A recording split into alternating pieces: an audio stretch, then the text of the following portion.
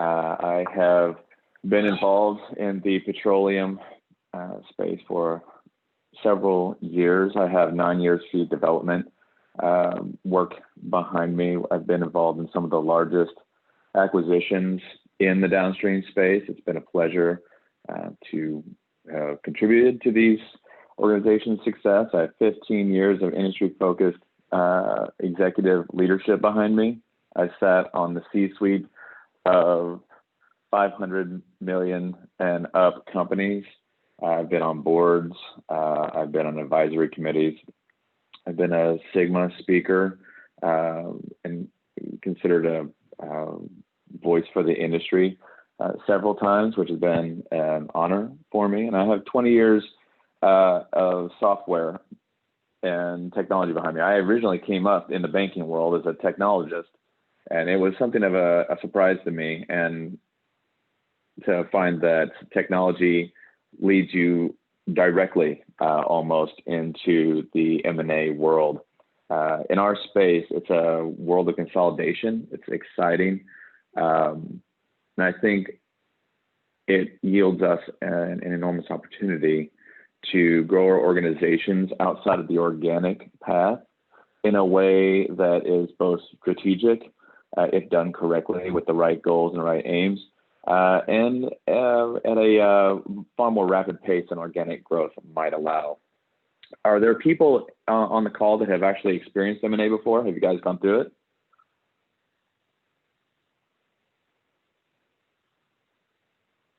And I don't know if we have you on mute or not. I'm just kind of curious to see what that looks like. I have.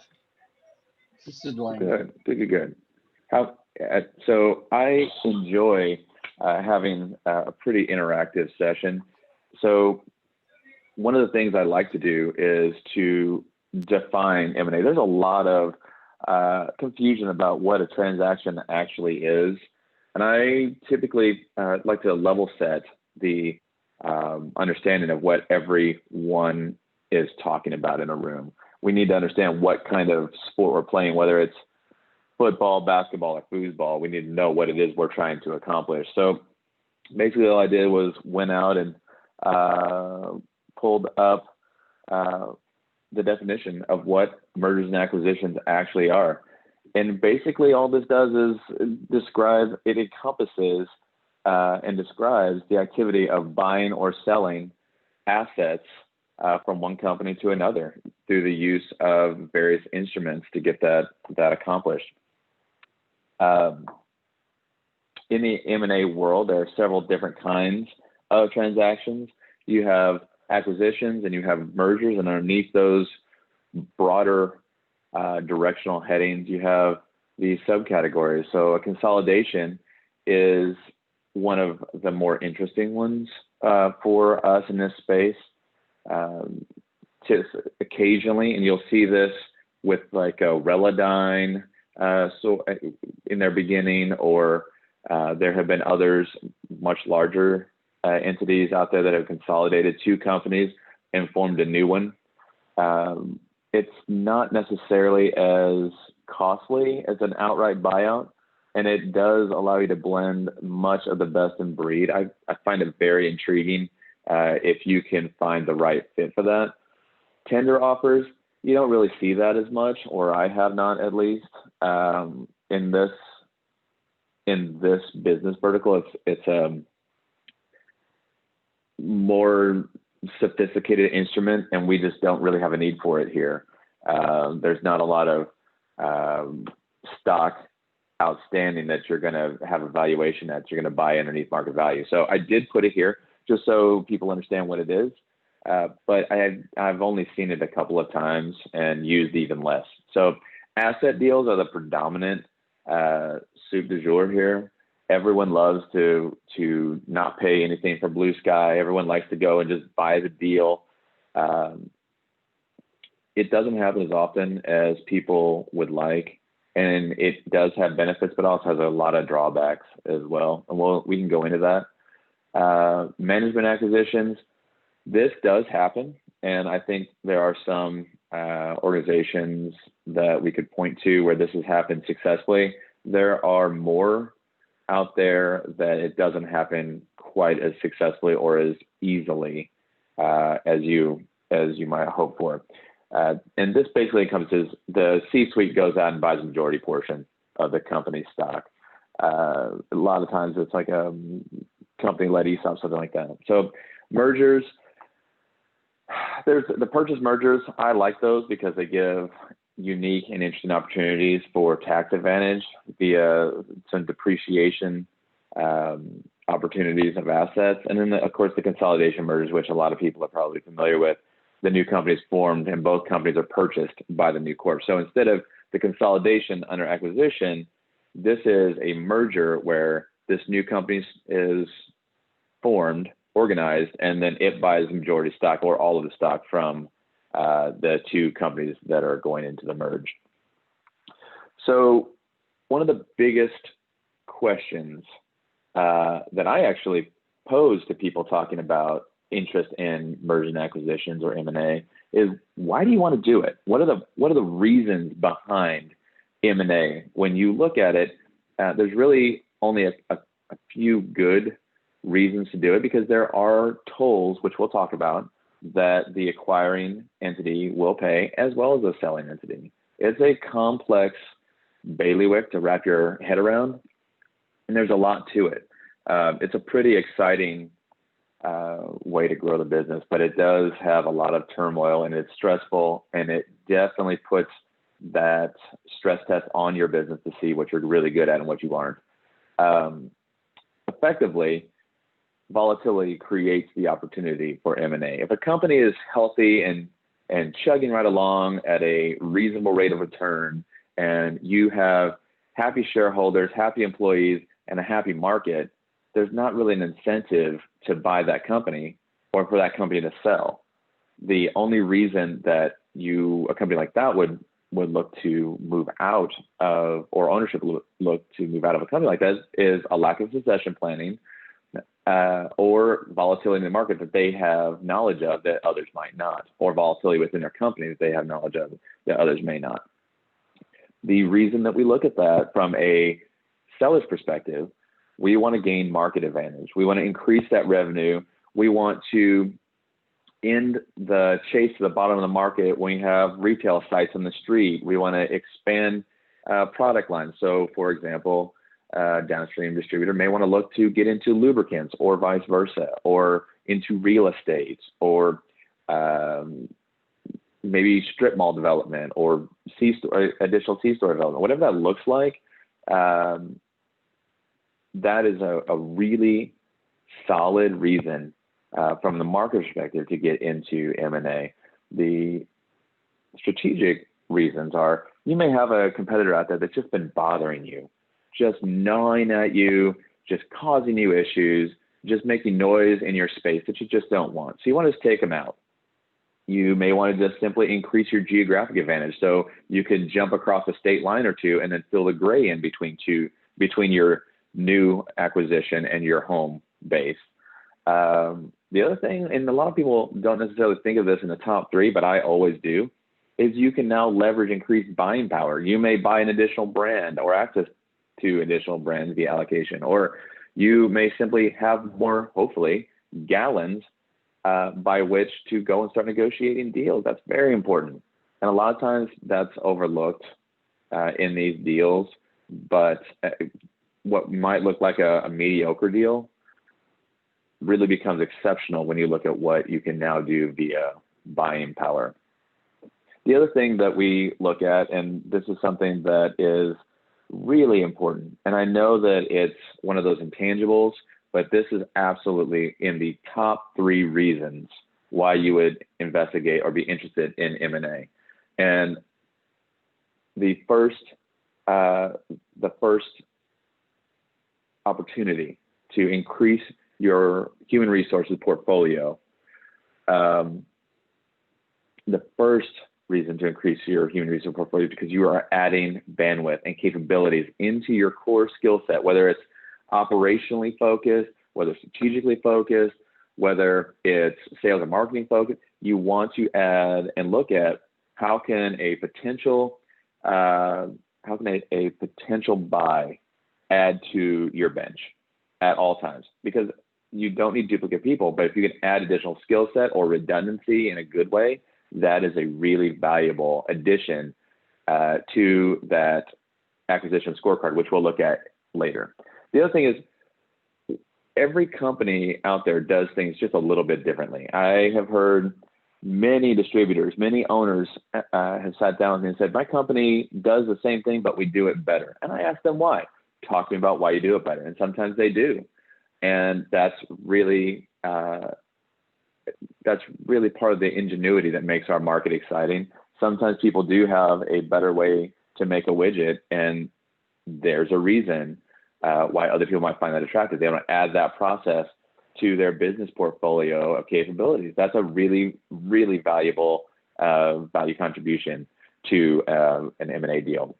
The other thing is just basic product lines. You want to add in Exxon, you want to add in lubes, you want to add in branded wholesale, whatever that looks like, that's very valuable. Or lastly, but not unimportantly, technology. Maybe someone has a really phenomenal, an acquisition you're looking at has invested heavily into a fleet fueling technology, or they have a really great data center, or they have cloud capabilities or dispatch capabilities, or a ERP system that you really like. These are all reasons to take a hard look at an M&A deal. It takes it from average to exceptional when you take and drop these corporate advantages into the weighted evaluation scheme. Is very important.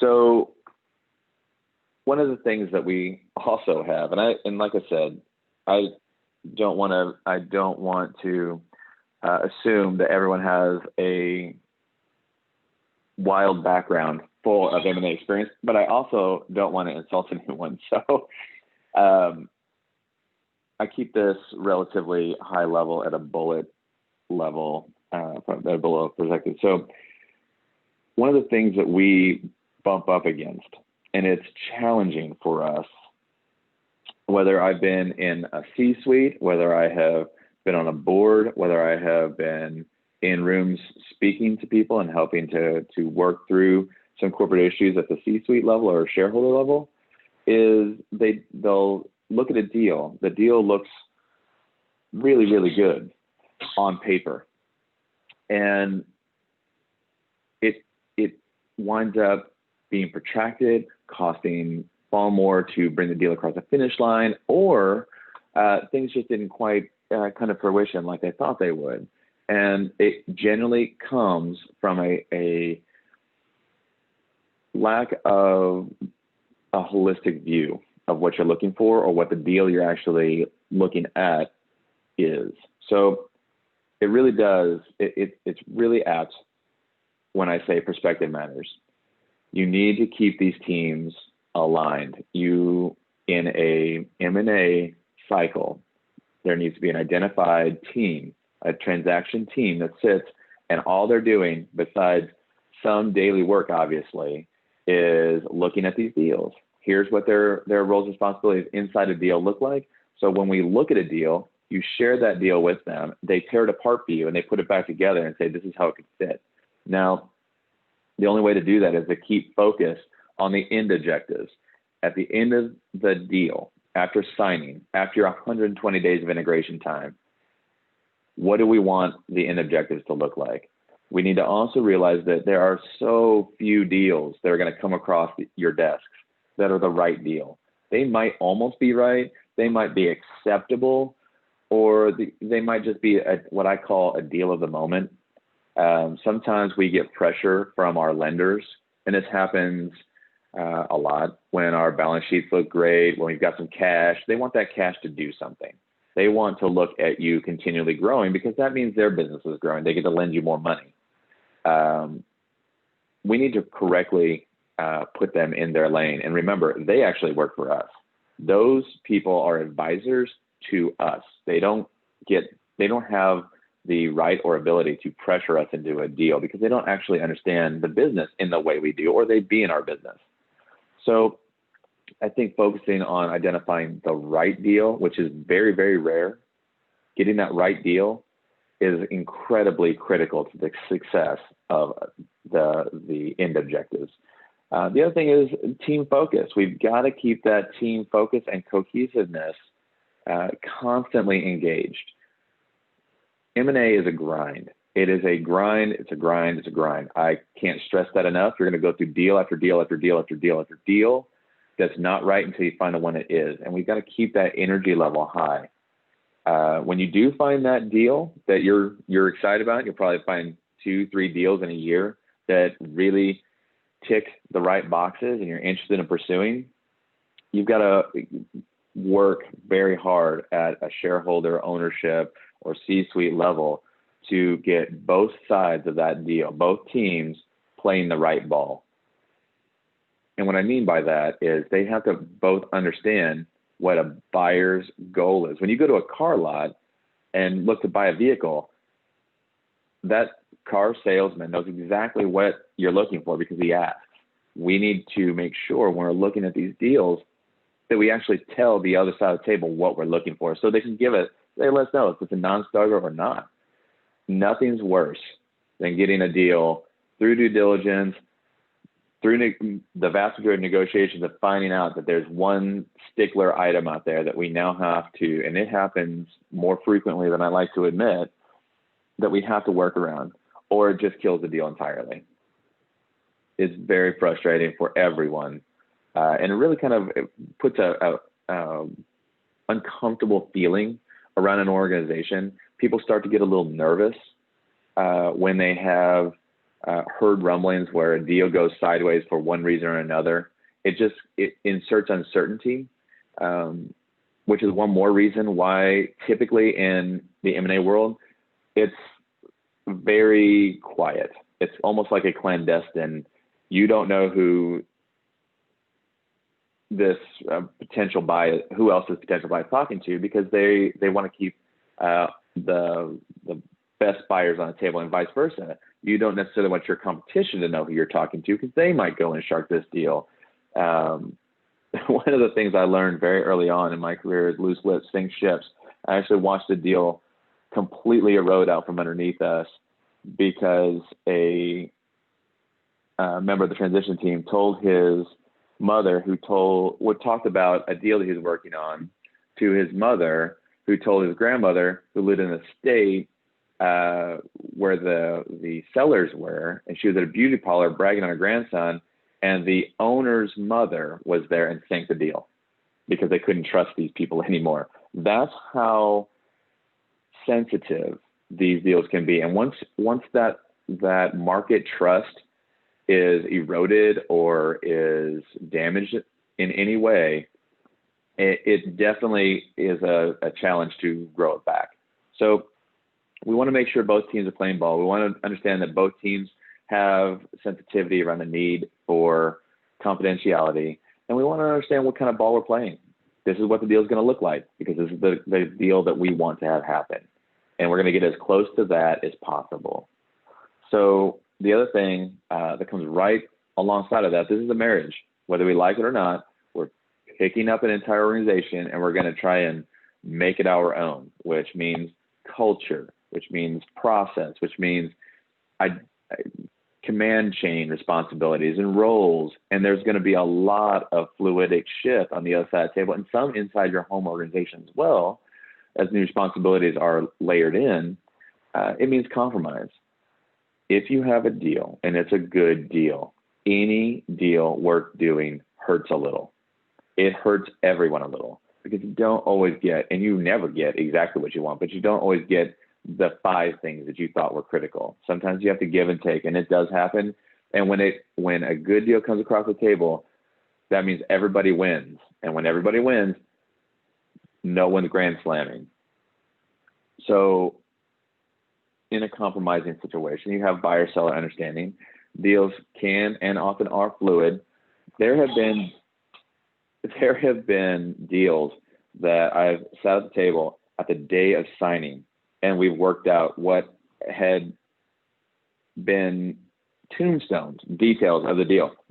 Were renegotiated at the day of signing, with the contracts on the table and attorneys in the live space, modifying these contracts in an effort to bring this deal to a close.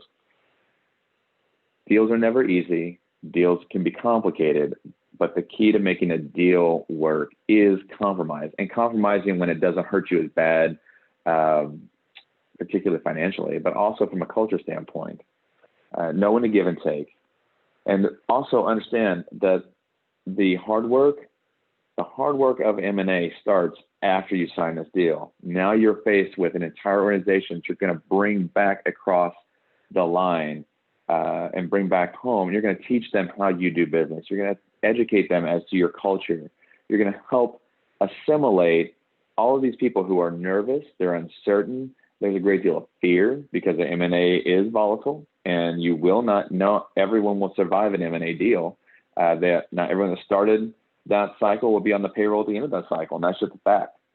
So you have a lot of negotiating, a lot of navigating of personalities, and a lot of meshing of organizational culture that is required to make a successful deal. You can have the best deal at signing that you've ever had, and in less than 120 days of a poorly implemented integration plan, it can go completely south and sour and cost you exponentially more than the deal itself.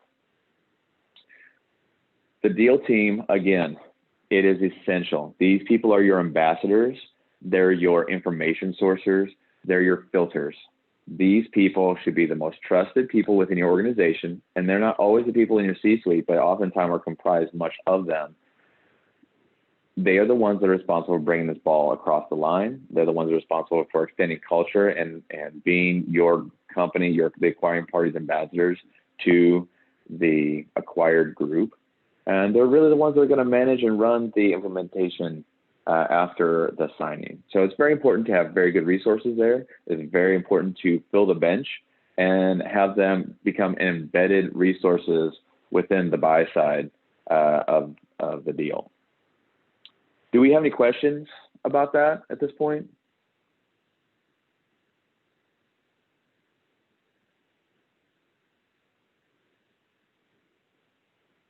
Okay.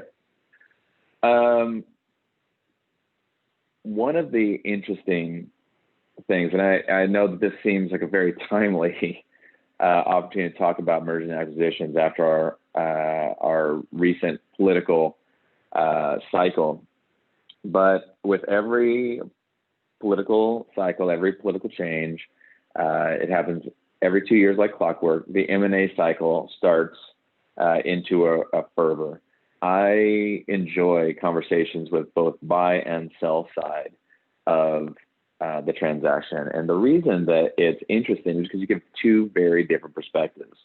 And if as an educator, you're doing your job correctly, you have the ability to hopefully create some value by driving the basic tenets of a good deal home for either side of this transaction. And we do this via what I would call the acquisition strategy. Either you're being acquired or you're acquiring, and it's really not that different when it boils down to it. So from a strategic focus, that's mainly where you're going to get those lenders, you're going to get those private equity, you're going to get consultants, you're going to get possibly board advisors focusing on just the strategic details of a deal. That is the business case. These sets of analyses are rarely focused on the operational concerns. There was a transaction that was looked at by an Ohio group, good sized group, plenty of liquidity, really great acquisition opportunity. This deal went very far into the deal. And it turns out once we had started looking into the operational components of the company, and thank goodness we did, we found out that many of the key resources at the terminaling facilities that we were looking at were leaving. They were being poached by some very large terminals because they knew they're going through an acquisition cycle. So they left. They had fear and uncertainty. They didn't know who they were being purchased by. They didn't understand who was going to be their boss in 6 months. And they didn't understand anything about the deal. So it made them uncertain. So they went and took jobs at much larger terminals and left the selling group with a shoestring.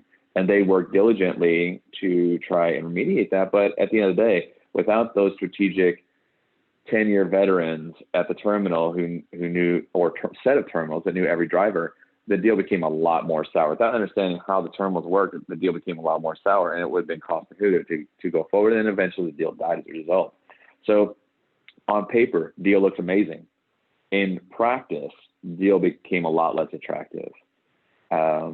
By operating only through a strategic lens and looking only at siloed pieces of financial analyses, or listening to only the banks, the investment groups, the private equity, or the consultants that are only looking at these sets of financial documents, this deal would have gone very much in a different direction, and it would have hurt the company ultimately that was looking at picking these terminals up. So one of the things that always should be looked to before it just is a matter of course in due diligence are the organizational hurdles. Are there gaps in the organizational model? If so, are they being remediated? Are they new? Are they legacy? What is the root cause of these? Due to the secrecy of transactions, quite often insights into the organizational model are limited. So in that exact example I provided, this group from Ohio wasn't afforded the ability to get into the org chart as deeply as they would have wanted to from the beginning, because they didn't want to, the seller didn't want to alert these people that they were being looked at for a transaction. Although the rumor mill is a unstoppable machine. Word had gotten out, regardless of how it gotten out, it had gotten out, and these people already knew, and they were already in the process of transitioning to their new roles. The other thing is there should be a calculus for the corporate culture acceptability of an acquiring party. How well do you believe that you can, and with what success can you drive the guiding principles of your business and how you do your business across a new geography, into a new business vertical, into a new business entity? How successful are you at doing that? And that is probably one of the biggest failures of due diligence. They just very rarely take the time to address these organizational landmines out there. And it's very important that we do. So how do you get around doing, committing what I call the fatal mistakes of an M&A deal? It's through what I call an integrated leadership plan. We work the plan instead of the plan working you. You bring in the C-suite team leaders to reduce a fragmented focus. You take an active role. These executives are now active within the M&A deal. Instead of looking at or trusting or requiring that transition team to provide you these analyses, we strike a balance. We create a set of robust integrated analysis tools so that we can take what we're good at in our home entity, the acquiring party, and say, how does this transaction fold up into our mothership, right? How do we get them to stop playing soccer when we need them to play football? We need to set a roadmap and figure out the milestones, the operational hurdles, the challenges of each potential acquisition, knowing what we know about our business, knowing what we think we know about their business, and as we go through the due diligence process, starting to fill in that gray area. And what occurs is you have a pretty solid vision of what the challenges are, how you're going to move forward, what operational costs are going to crop up in terms of filling human resource holes, what kind of CapEx for improvements are going to exist out there because you've taken the time to do this what I call in the weeds level due diligence. The C-suite no longer is circling across the top of a M&A deal. they are firmly embedded in the day-to-day of it. They understand it. And if you don't have a team that can do that, then you probably shouldn't be looking at acquiring another company until you do. And that's sometimes a challenging statement to make, but when you're looking at a business, a set of businesses that and I don't like to use the word fragile, but we are contingent on a number of variables we cannot control. The one thing we can control is the people within our organizations, and we can go and get the very best talent to accomplish the goals that we have for them. Whether it's we want to find a logistics manager, or we want to buy a terminal, or we want to buy a company with terminals and a logistics manager. Those are the types of acquisitions that start to make more sense when we look at it through an integrated set of analysis tools that give us a very good look at where we're weak, where we're strong, and where they're weak and where they're strong. It's a holistic top-down look with a very active C-suite and shareholder team that helps drive the vision and the mission of the acquisition forward. So everyone needs to understand the roles within an acquisition or a transaction, buy or sell side. We need to understand that the money, and by the money, I mean banks, investment groups, private equity, whomever. These people, they are actually working for you. They're soliciting your business. And we need to not forget that. If one bank says no, there'll be another bank that says yes, provided that we're giving them good sense of financials, good deal insight. We want to find a lender or a primary source of monies that are a partner with us. They're not leading our business. They're enabling our business. And that's a very important distinction, and quite often one that's forgotten. Because we do rely on some of these lending institutions to help provide us insight into the markets, into what's going to happen with interest rates, into what they see coming down the pike. So I do understand how that role can become a little reversed. However, we need to remember that we run the business, they work for us, and ultimately they're nothing but counselors and enablers for our business. Corporate leadership needs to understand this deal, whatever the deal is, big, medium, small, better than anyone else in the transaction stakeholder cycle. They need to understand this deal from start to finish. They need to understand the purpose for this deal. They need to understand the objectives. They need to understand the benefits and the cons. And remember, I had a very aggressive CEO in my past that we would call it the 2-minute elevator quiz. If you got stuck with him on an elevator and you were part of anything in his team and he knew your name, he was going to ask you what's going on with the transaction. And he would throw out a project name. And you had, from the time you got on that elevator to the time you jumped off that elevator, or he did, to give him your pitch, an update, and a insightful set of metrics combined with the next steps, the next week to 2 week steps that you were taking to bring this deal forward. If not, you begin to call in the afternoon to explain why not. It's a very on the spot kind of feel, but it really forces you to maintain a certain sense of urgency every time you walk into the building. So these people in your corporate leadership model, in your C-suite, they need to have deal understanding and situational awareness at a level that no one else in the business will have. They understand deal better than anyone else. Also, there's a definite need to find a trusted voice within your organization or within your trusted network of associates that will challenge every assumption, challenge everything, whether it's from your transaction teams or you or your seller or your lenders.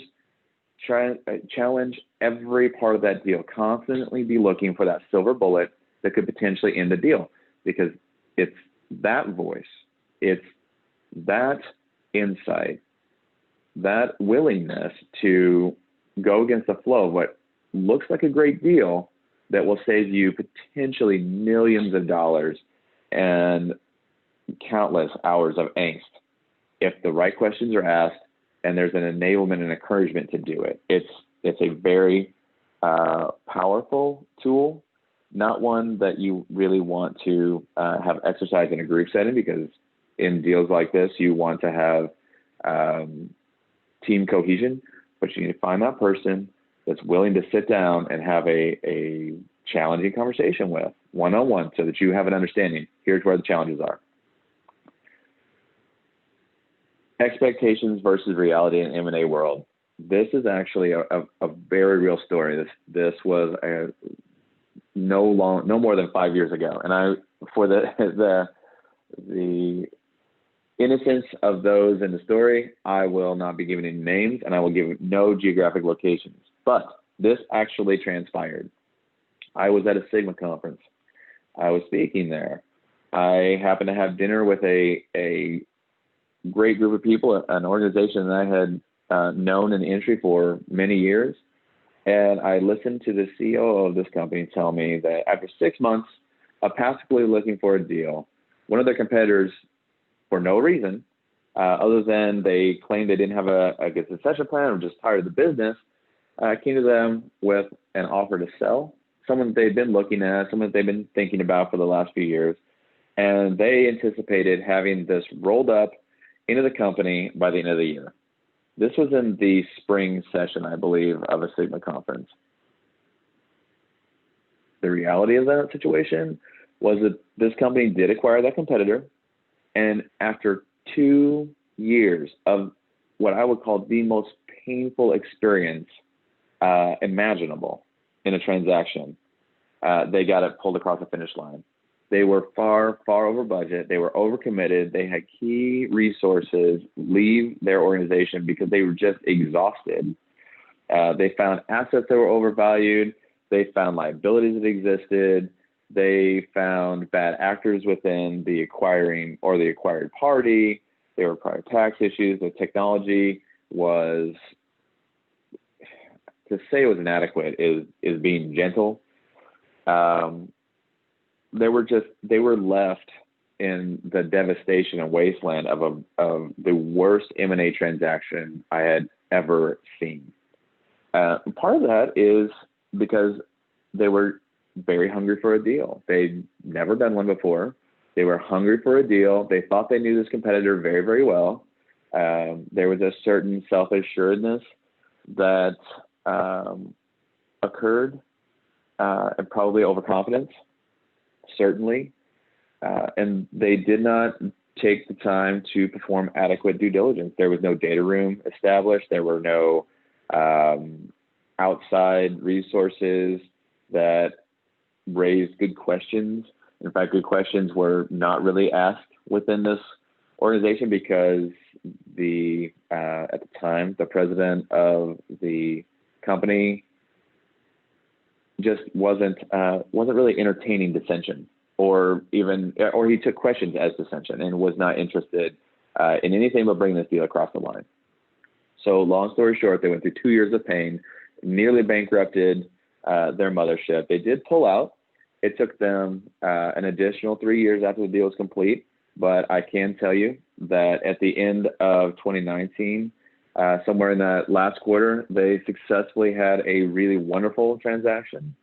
And the president is no longer in that role.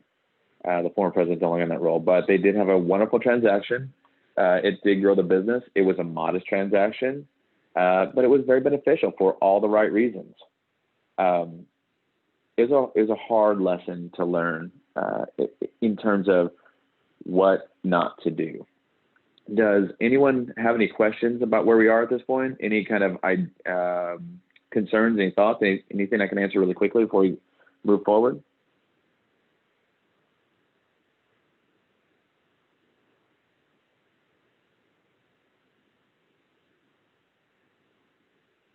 Okay. So how do we, as a organization, make M&A successful for us?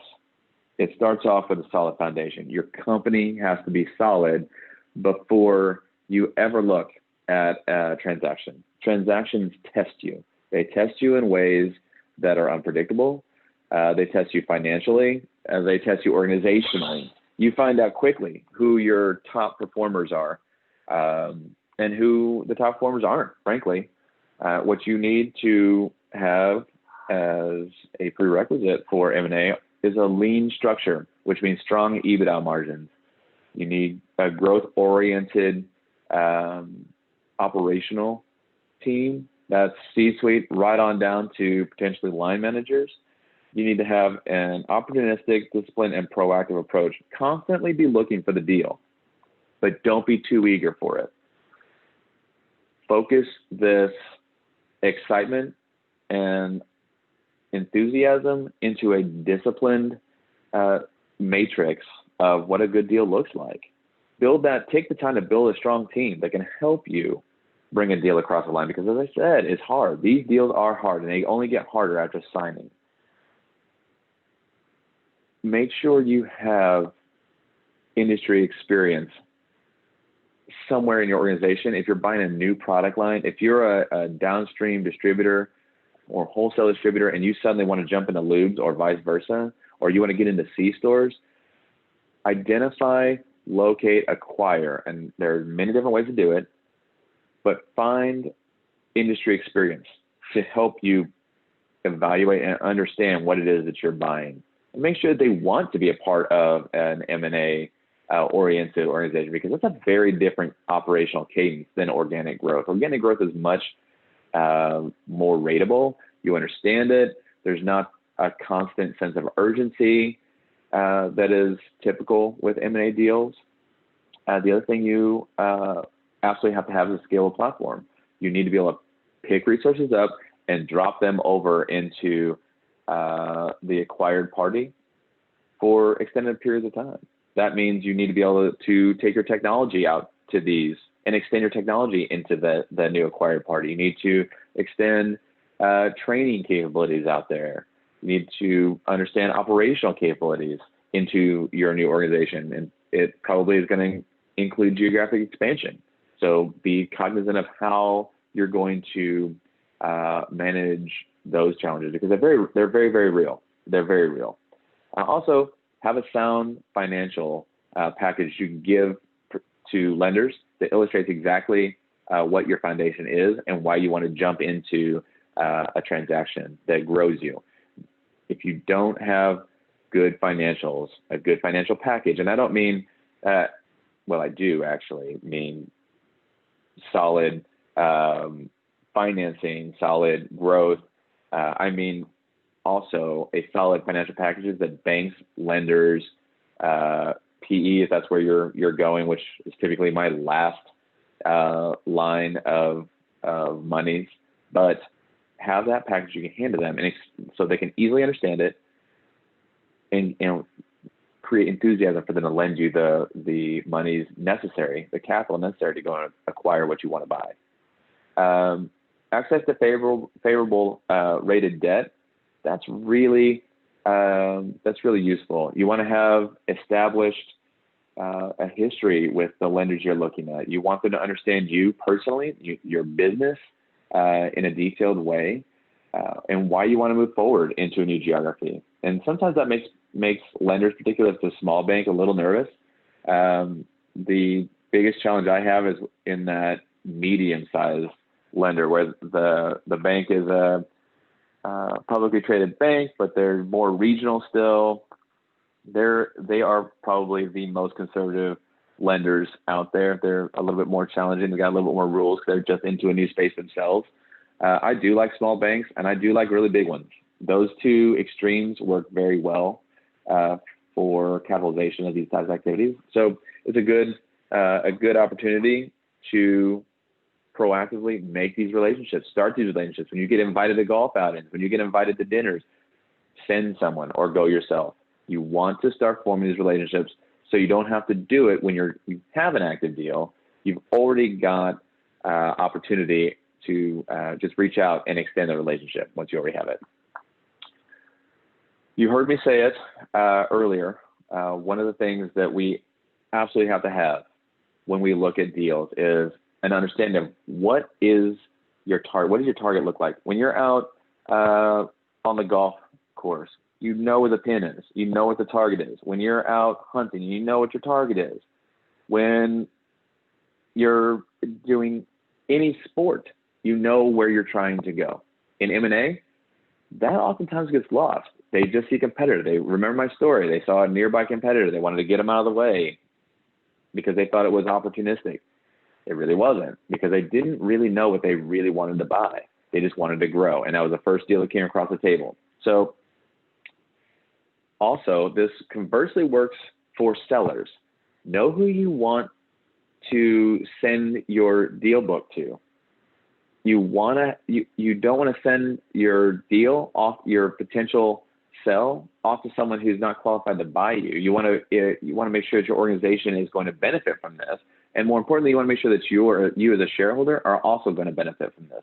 So, if you're selling your vehicle, you don't take it to a car lot that is not going to get you a top dollar for it, right? So, same principle. You want to target a sell opportunity to the right set of buyers. And buyers, you want to go and look for the right deal for you. It's very, very important. So we set up a target profile. We want to look at markets. We want to look at that value creation upside. We want to look at the proving capabilities of the party we're looking at, or the party that's looking to buy. We want to look at and I just tossed in, this is actually an acquisition profile from a group that I've done work with. They were looking for a target EBITDA of a 6 multiple. That's great. That's really, really great. They want to increase their margin capture, obviously. They want advantageous geographic positioning. If they were in a very interesting business, propane actually. They had a propane business in addition to their wholesale.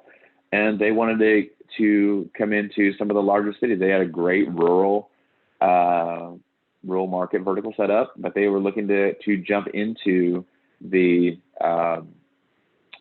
more city-based propane needs. So they were looking for distributors that also had maybe not a huge propane component, but some position there that gave them a springboard into it. And they were going to fill the gray in from one of the largest cities to the city that they were located in. So do they have a specific product line expansion?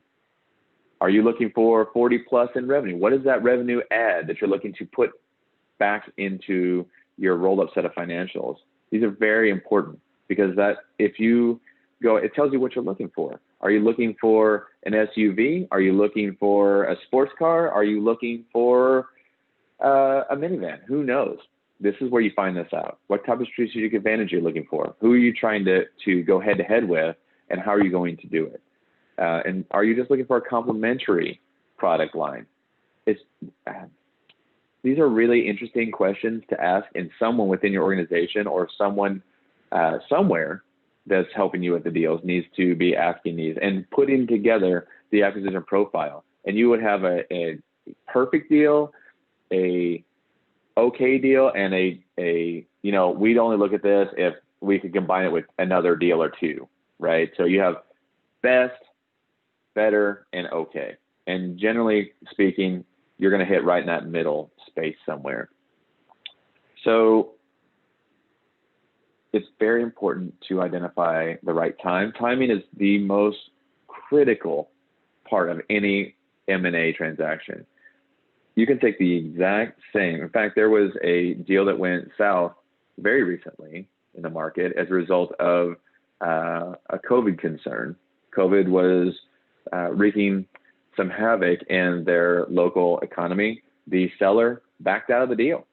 He said, I can't afford to take less than what I'm asking, and you can't afford to give me more because COVID has decimated our local economy. Come back to me in a year or two when we're in a much better position.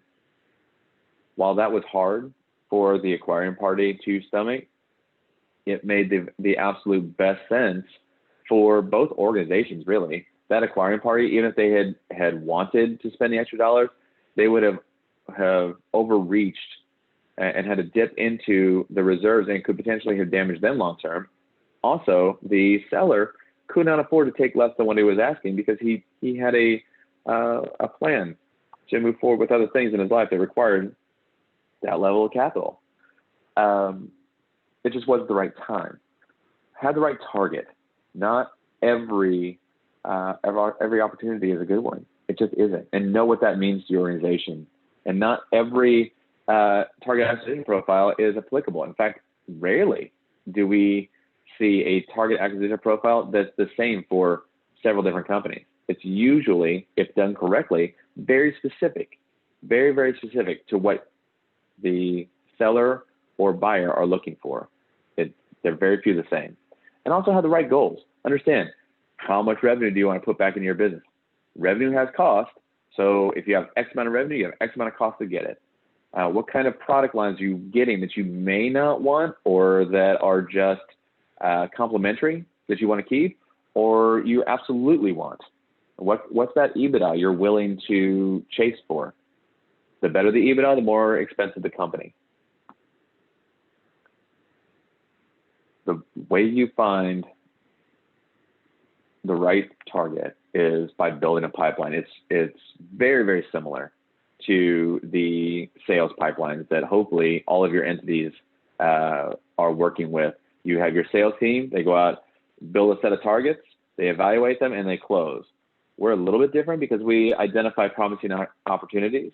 We do this by farming trusted industry resources. We do lots and lots of research. We do creative and proactive, we use creative and proactive methodology to start laying the groundwork for deals. We also, once we get to that evaluation stage, we do that deep dive. We want to understand through extensive and quite often painful and granular due diligence what the deal actually looks like. We don't want to get in too deep. We don't want to jump into the water and realize instead of 8 feet, we're in 48 feet. We need to know what we're getting into. That includes a detailed evaluation of risk and opportunity and establishing the valuation range and the walk-away point. When does the deal become bad? You need to understand that. It's too big for us, let's walk away. It's got too much hair on it, let's walk away. Then once you do get past the evaluation stage, set up processes to drive this fast deal. Make sure it's a close. Understand and create that entrepreneurial flexibility to capitalize on the good deals. And lastly but not least, you have to have a good integration plan to capitalize on that projected return on investment. If you do not have that, if you do not have a good partner, you will be challenged throughout the entire rest of the year as you try and bring this organization underneath the umbrella, and you'll lose key personnel out of burnout. It's not challenging once you work through a solid methodology to understand how to capture good deals. You build the strategy, you have good target screening, you go through due diligence, you do the pre-close planning. Here's what happens on day one. Here's how we communicate. Here's how we work with the other team. Here's who's going to do that work. Then you do the post-close implementation. That first 90 days and 90 days to 2 years, that is vital. That's when the acquisition makes it or breaks it and sets you up for success for the next cycle. Like I said, every 2 years, we have a political change. We have turbulence in the industry. We have events. It is 2 years like clockwork that this crops up. You can literally go out to some of the industry sites out there, and I can send you links or have calls individually with you where we talk about it. But you can chart this. It's like clockwork. It's a very replicatable model of success. It's a fast way to grow your business. You do operate with a higher leverage for a business, but that's not a bad thing.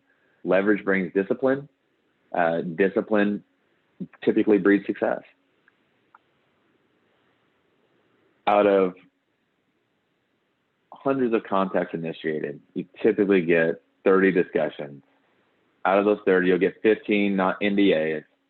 Out of that, you'll start initial due diligence with 8 perhaps. You might send out an LOI to 6 if you're really lucky, and we're talking about a very big team of people doing this.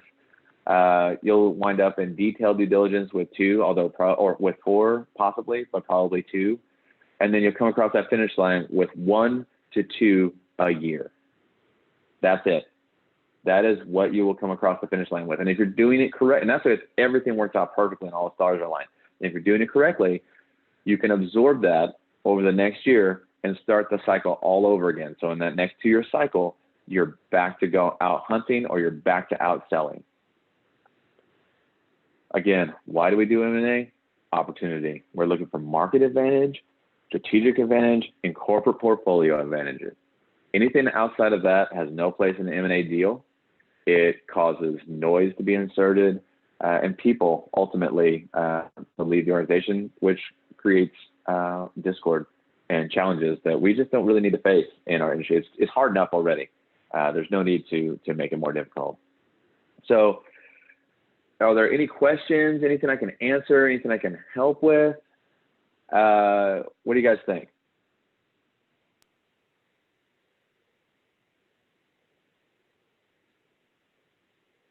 You did put everybody on mute, so if you want to ask a question or anything like that, just definitely unmute yourself. Oh, I'm not exactly sure I know how to do that. No, It was great, Joseph. This is Dwayne. Everything said was right on point. Good. I'm glad you liked it. Let's see here. Yeah. I'm trying to figure out how to do that. Josh or Andy, any questions out there?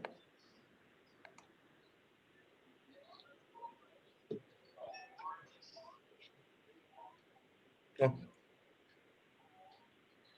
if there's no questions, we definitely appreciate everybody's time out there. Definitely follow up, and as always with our webinars, we offer free follow-up calls to have deeper conversations or any other questions you want to have at that point in time. But if there's nothing else out there, we appreciate everybody here, and we'll look forward to connecting very soon in the future. Wonderful. Well, thank you everybody for your time. Thank you. Thanks, Joe.